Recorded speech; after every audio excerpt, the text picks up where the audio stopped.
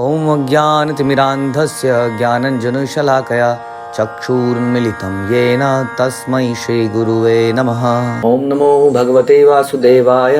ॐ नमो भगवते वासुदेवाय। ॐ नमो भगवते वासुदेवाय। श्रीमद्भागवतम पहला खंड अध्याय 6 श्लोक संख्या 11। तो बैकग्राउंड ये है कि नारद मुनि की माता का देहांत हो गया है। Actually Bhagavad Gita to Shrimad Bhagavatam is a total change of mood.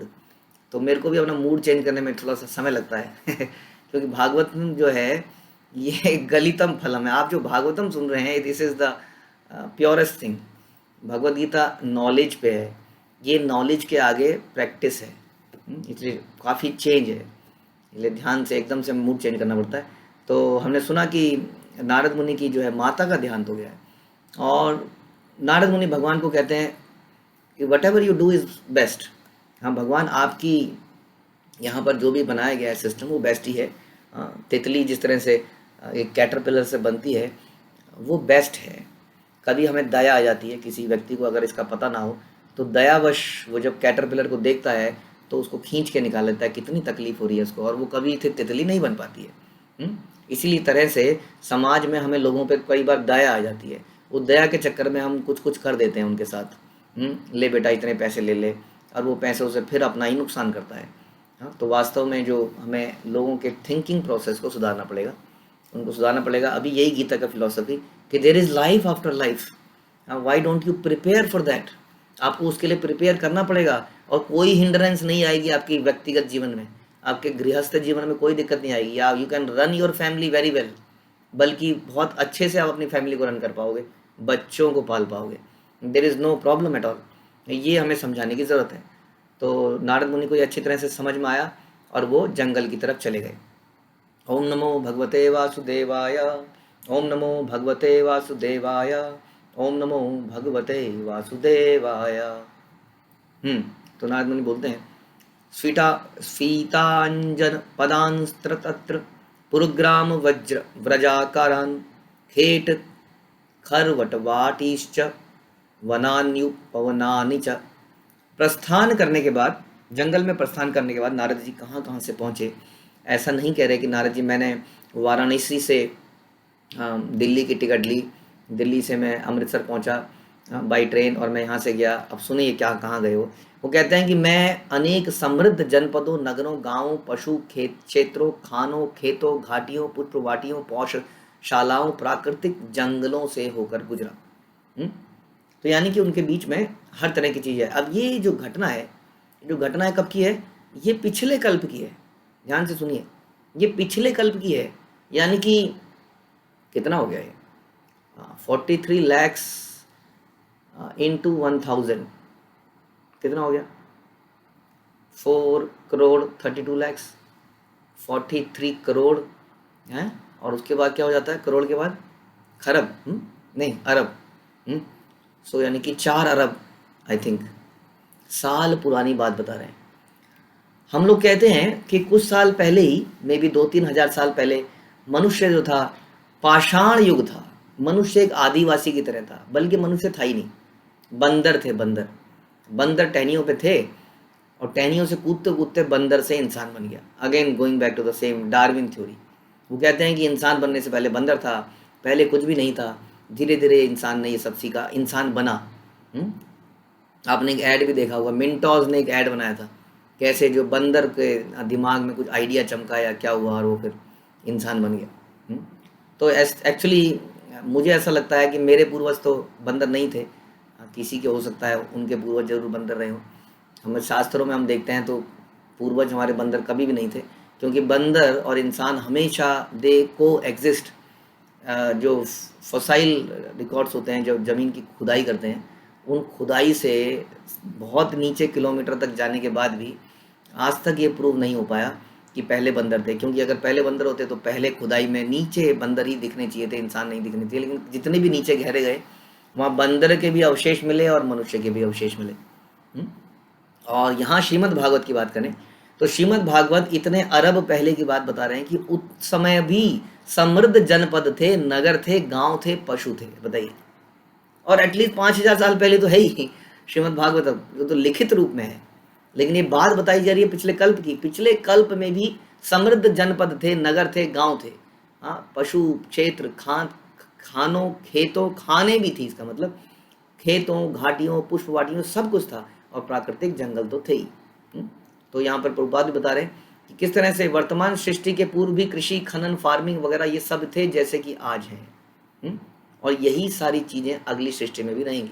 इसलिए हमें समझना पड़ेगा the entire basis of maybe our scientific research is actually challengeable.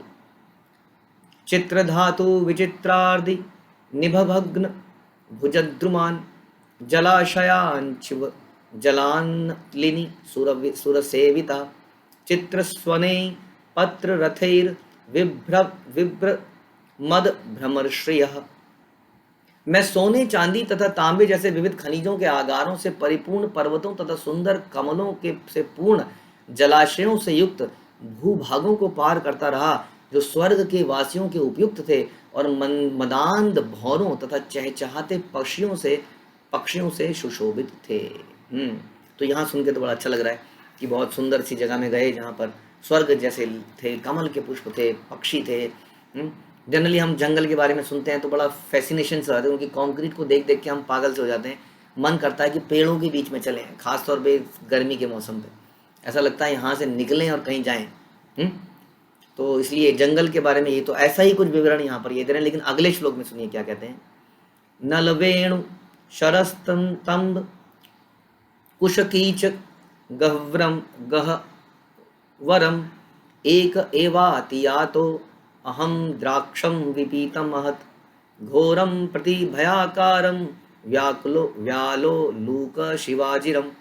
तब मैं अनेक जंगलों से होकर अकेला गया, जो नरकटों, बांसों, सर्पतों, कुशों, अपृतृणों, गृहरों से परिपूर्ण थे, जिनसे अकेले निकल पाना कठिन था। कहने का मतलब है यहाँ बहुत भयानक चीज़ें थी। मैंने अत्यंत सघन यानी कि बहुत घने अंधकार से पूर्ण भयानक, अत्यधिक भयानक जंगल देखे। उन जंगलों में सर्प, उल्लू, सियार, हाँ, वो खेल रहे थे। उनके लिए वो खेलने की जगह थी। They were enjoying at that place. इतना भयानक जंगल था। इतने भयानक जंगल में ये बच्चा कितने साल का आप जानते हैं? 5 साल का बच्चा है जो घूम रहा है, जिसके आगे पीछे कोई भी नहीं है। और सच बात तो ये है कि वहाँ पर रात भी आ ही रही होगी इस बिटवीन। दिन में तो आप घूम ही रहे हो, लेकिन रात्रि में तो निशाचर, जिसको कहते हैं निशाचर, अक्सर रात्रि में ही चलते हैं ये सारे चीज़ें। ये सर्प, ये बिच्छू, ये कई सारे जानवर, इनकी आंखें देखिए आपने रात को कैसे चमकती हैं। इनको दिखता ही रात को बढ़िया है। ये रात को ही निकलते हैं, तो सोचिए कैसे उनकी रात्रि निकलती होगी। इतने भयानक जंगल से वो निकलते हुए जा रहे थे। घने जंगलों से निकलता हुआ मैं कहीं जा रहा था, अगर आपको कुछ याद आए तो।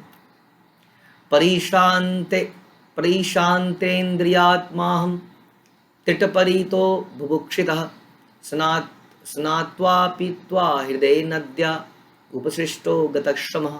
इस प्रकार विचरण करते हुए मैं मन तथा तन से थक गया और प्यासा तथा भूखा भी था। मैंने एक सरोवर में स्नान किया और जल पी लिया। जल स्पर्श करते ही मेरी सारी थकान जाती रही। तो इसका मतलब भूखे भी थे, इसका मतलब उन्हें खाने को भी कई जगह नहीं मिल रहा था। तो क्या किया इन्होंने? बैठ गए जगह पर, स्नान किया और जल से उनकी थकान मिट गई। उसके बाद किया गया, तस्मिन् मनुजैर अरण्य पिप्पलोपस्थ आश्रितः आत्मनात्मानमात्मस्थं यथा श्रुतमचिन्तयम्। उसके पश्चात उस वीरान जंगल में एक पीपल वृक्ष की छाया में बैठकर मैं अपनी बुद्धि से अपने अंतःकरण में स्थित परमात्मा का वैसे ही ध्यान करने लगा जिस प्रकार की मैंने मुक्त आत्माओं से सीखा था। ये बड़ा इंपॉर्टेंट लाइन है इन्होंने जो बोली आखिर में। तो इन्होंने क्या किया? आप पीपल की छाया में बैठ गए और परमात्मा का ध्यान करने लगे, लेकिन आर्टिफिशियल मन से बनाए हुए तरीके से नहीं, जैसा कि इन्हें मुक्त आत्माओं ने सिखाया था। तो इनके घर में आपको याद है कुछ भक्त आए थे जिनकी इन्होंने सेवा करी थी, उन्होंने इनको ट्रेनिंग दी थी। तो जैसी उन्होंने ट्रेनिंग दी थी उस ट्रेनिंग के अनुसार ये भगवान का ध्यान करने लगे। और प्रभुपाद पर बताते हैं कि हमें इसी प्रकार से गुरु के मार्गदर्शन में भक्ति के रास्ते में चलना चाहिए। जैसे कि हम किसी भी विद्या में इस संसार में करते हैं, जैसा हमें बताया जाता है वैसे इंस्ट्रक्शन फॉलो करते हैं। तो इन्होंने अपना भगवान में ध्यान लगाना शुरू किया। ध्यायत चरणाम भुजो भोजम भावनिजित चेतसा औत्कंठ्या शुक लाक्षस्य हृदयासीन्मे शनेर हरि। जो ही मैं अपने मन को दिव्य प्रेम में लगाकर भगवान के चरण कमलों का ध्यान करने लगा, तो मेरे यानी कि इन्होंने किसी शून्य पे ध्यान नहीं लगाया। जैसे कि हम बोलते हैं, जैसे हम डिस्कस कर रहे थे शून्यवाद को, कि वो कहते हैं कि सब कुछ एक शून्य है, अभी आप पैदा हुए मर जाओगे, एक शून्य ही, शून्य से आए थे शून्य में चले जाओगे, there is nothing before life, there is nothing after life, after death. तो इन्होंने किसी शून्य पे ध्यान नहीं लगाया। जैसे बोला जाए कि आंख बंद कर लीजिए, एक पेंडुलम है, किसी को घुमाते हैं, उस पर ध्यान लगाइए, सारे विचारों को समाप्त कर लीजिए, सांस को रोक लीजिए, अंदर के अंदर बाहर की बात। यहाँ पे बता रहे हैं कि मैंने भगवान के चरण कमलों का ध्यान किया। वास्तव में जो अष्टांग योग है उसका भी यही पर्पस था, कि अल्टीमेटली सारे अंगों को रोक के, श्वास को कंट्रोल करके, मन को स्थिर करके सारा समाधि लगाई जाए। समाधि उसका अंतिम उद्देश्य है, जिसका पर्पस क्या है, समाधि किस पे लगाई जाए, धारणा है, उससे पहले धारण किया जाए। हम भगवान को अपने हृदय में धारण करते हैं, उनके चरण को का ध्यान करते हैं। तो चरण कमलों का ध्यान करके लगा कि मेरे नेत्रों से आंसू बहने लगे। जैसे ही इन्होंने भगवान का ध्यान लगाया, जैसे ही हमने ध्यान लगाया, हरे कृष्ण कृष्ण कृष्ण हरे हरे, हरे राम राम राम हरे हरे। तो कई भक्तों के हृदय में ऐसा आता है कि अचानक से एकदम से आंसू निकल आते हैं। जैसे ही कई भक्त भगवान के विग्रह को देखते हैं, कई भक्त बताते हैं प्रभु जी एकदम से आंसू आ गए। कई भक्त बताते हैं कि जैसी कीर्तन चालू होता है एकदम से आंसू आ जाते हैं। तो ये कनेक्शन है, ये जो पुराना कनेक्शन है, उस पुराने कनेक्शन की वजह से जैसे ही वो रिवाइव होने लगता है तो हमारे इमोशन जागृत हो जाते हैं। तो भगवान के चरण कमलों का ध्यान करने लगा कि मेरे नेत्रों से आंसू बहने लगे और भगवान श्री कृष्ण बिना विलंब किए मेरे हृदय कमल में प्रकट हो गए। तो यहाँ पर बताते हैं कि दिव्य प्रेम में लगा, यानी कि वो भगवान के भाव निर्जित चेतसा। प्रभुपाद कह रहे हैं भाव शब्द बड़ा इंपॉर्टेंट है। भाव एक अवस्था है। हम जनरली भाव भाव बोल देते हैं कि भाव से कीजिए, भाव से कीजिए। वास्तव में भाव एक अवस्था है, और ये प्रारंभ कहाँ से होती है, ये प्रारंभ होती है श्रद्धा से। जब हमारे हृदय में श्रद्धा होती है, कोमल श्रद्धा कहते हैं हम उसको, कोमल श्रद्धा मतलब कच्ची श्रद्धा, थोड़ी अधपकी श्रद्धा, पूरा विश्वास नहीं है कि भगवान है, पूरा विश्वास नहीं है साधुओं पे, लेकिन साधु अच्छे भी लगते हैं, लेकिन डर भी लगता है उनसे कहीं ठग ना ले, तो कोमल श्रद्धा है। तो कोमल श्रद्धा की वजह से हम क्या करते हैं, थोड़ा थोड़ा साधु संग करने लगते हैं, और थोड़ा थोड़ा साधु संग करने लगते हैं तो वो हमारे दिमाग को खोलते हैं, हमें पवित्र करते हैं, भगवान की भक्ति का रास्ता बताते हैं। तो हम क्या करते हैं, तो पहला श्रद्धा हुआ, फिर भजन क्रिया हुआ, उसके बाद हम क्या करते हैं, भजन क्रिया के बाद पहला श्रद्धा हुआ, फिर साधु संग हुआ, और फिर साधु संग हमें भजन करने का तरीका समझाता है कि ऐसे भगवान की कथा सुनिए, भगवान के नामों का जप करिए। तो इस प्रकार से भजन क्रिया जब हम करते हैं विधि विधानों में रहकर, यानी कि नियमों को हम सीखते हैं। तीसरी स्टेज सबसे इंपॉर्टेंट है हमारे लिए, तीसरी स्टेज जो कि साधु संग के बाद भजन क्रिया है, जो कि नियमों में बंध के करी जाती है। तो इससे सारी आशंकाएं दूर हो जाती हैं। सबसे इंपॉर्टेंट यही स्टेप है हमारे लिए, भजन क्रिया। और इससे धीरे धीरे मन चित्त साफ हो जाता है, और उसके बाद हमें रुचि बढ़ जाती है भगवान के प्रति, उनके नाम के प्रति रुचि बढ़ता है, और फिर धीरे धीरे अल्टीमेटली आसक्ति भाव पैदा होता है। तो भाव जो है सेकंड लास्ट स्टेज है प्रेम से पहले। और मोस्टली हम लोग कहाँ बैठे होते हैं, हम मोस्टली बैठे होते हैं थर्ड स्टेज में, अनर्थ निवृत्ति कहते हैं उसको। हम मोस्टली थर्ड स्टेज में बैठे होते हैं, जहाँ पर हम लड़ रहे होते हैं अपने अनर्थों से, और अपने जप के द्वारा, श्रवण के द्वारा हमने अनर्थों को समाप्त कर रहे होते हैं। इसके लिए हमें लड़ना पड़ता है, क्योंकि जन्मों से हमारे हृदय में अनर्थ बैठे हुए हैं। अनर्थ क्या है, ये जो लालच है, ये जो लस्ट है, गुस्सा है, ये सारे जो अनर्थ हैं, इनसे हम लड़ते हैं। तो ये जो है नारद मुनि इन स्टेजों के ऊपर चले गए। क्यों ना चले गए, क्योंकि उन्हें टोटल शरणागति कर दी थी। एक जरा से बालक ने ये नहीं सोचा कि उनकी माँ नहीं है, कोई नहीं है, उन्होंने भगवान पे इतनी शरणागति करी। क्यों, क्योंकि उनको उनके गुरुओं ने बताया था कि भगवान को आप प्राप्त कर सकते हैं, ऐसे जाइए, ऐसा कीजिए। तो उसने बिना डरे भयानक जंगलों से निकलते हुए भगवान के नाम में ध्यान लगाया। इतना बड़ा रिस्क जब कोई ले लेता है तो भगवान उसके सामने तुरंत प्रकट हो ही जाते हैं। जब ध्रुव महाराज ने भी अपना घर छोड़ के जंगल में चला गया, वो भी 5 साल के थे, ये सारे लगभग छोटे छोटे बच्चे ही थे, ध्रुव, नारद मुनि, प्रहलाद। तो प्रहलाद ने भी इतना बड़ा रिस्क लिया अपने पिताजी के सामने भगवान का नाम लेके। ध्रुव महाराज भी बचपन में ही अपनी सौतेली माँ के द्वारा डांटे जाने पर, उत्तानपाद उनके पिता थे, उनके पिता ने उनको गोद में लेने से मना कर दिया, क्योंकि जरा सा बालक है। तो सौतेली माँ थी, सौतेली माँ के चक्कर में मना कर दिया, तो जंगल में चले गए।